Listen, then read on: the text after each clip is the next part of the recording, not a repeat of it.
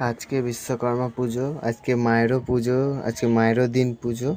আজকে মাকে নতুন শাড়ি পরানো হয়েছে, মাকে নতুনভাবে সাজানো হয়েছে। তোমাদের কেমন লাগছে কমেন্টে জানাবে, অবশ্যই কমেন্টে জানাবো তোমাদের কেমন লাগছে।